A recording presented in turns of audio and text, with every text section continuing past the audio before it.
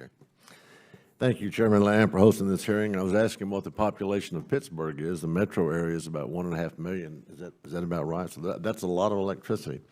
But we appreciate you hosting this hearing. This afternoon, we will hear from expert witnesses on the existing strengths and weaknesses of our nation's electric grid and the impact that potential attacks and incidents could have on our grid reliability and national security. Our witnesses today will also discuss advances in the research and development of new grid tools and technologies and hopefully provide insight, I know you will, into how the federal government can work alongside of American industries to strengthen our energy sector. The reliability of America's power grid is one of our greatest economic strengths. I like to say that the things that make America great are the things that America makes. How do we do that? We have a strong, reliable energy supply. That's how we do it. In my home state of Texas, reliable and affordable power serves a population that is increasing by more than 1,000 a day. Chairman Lamb, that's why I was asking you. We literally get 30,000 people a month into Texas. Now multiply times 12 when you figure out real quick what that does in a year. 1,000 people per day. And it supports the energy-intensive industries that drive the United States consumption of energy. Texas is by far the nation's largest producer and consumer of electricity, and keeping its power grid reliable and secure is absolutely key to maintaining U.S. economic growth. But even in Texas, it is common knowledge that our electric grid faces significant and diverse threats to the reliability and the resiliency of power delivery. Put simply, we cannot predict when a cyber attack would threaten our power supply that you referenced, Mr. Chairman, and we do not know when the next natural disaster might occur.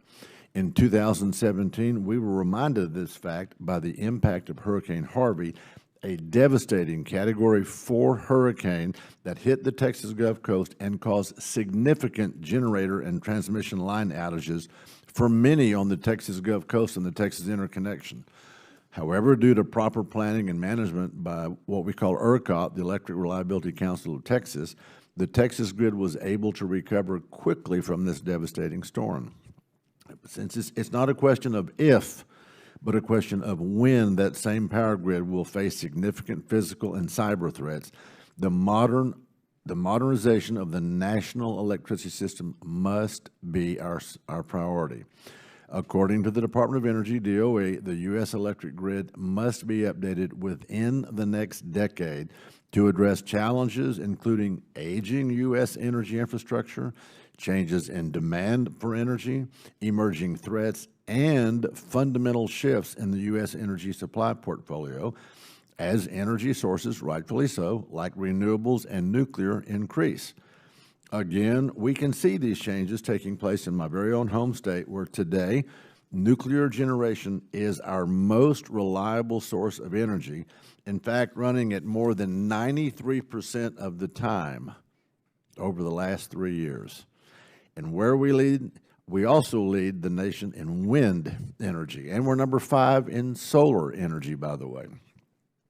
As next-generation energy technologies continue to come online, and as cyber security capabilities continue to grow and evolve, we must take our action to counter our grid vulnerabilities and provide necessary updates to this very critical and necessary infrastructure.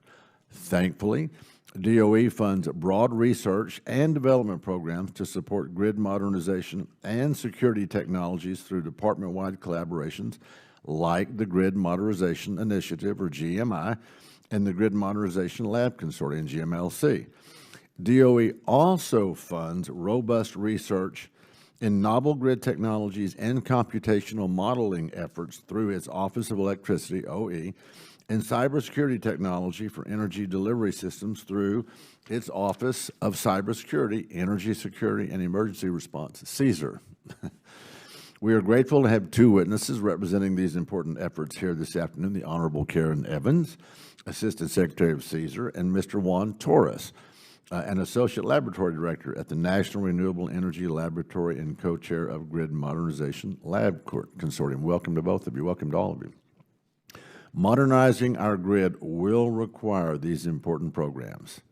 along with cooperation from many federal agencies, states, and industry.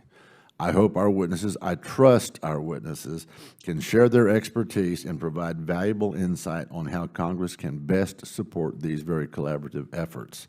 I want to thank the chairman again for holding this hearing. I look forward to a very productive and, dare I say, electrifying discussion.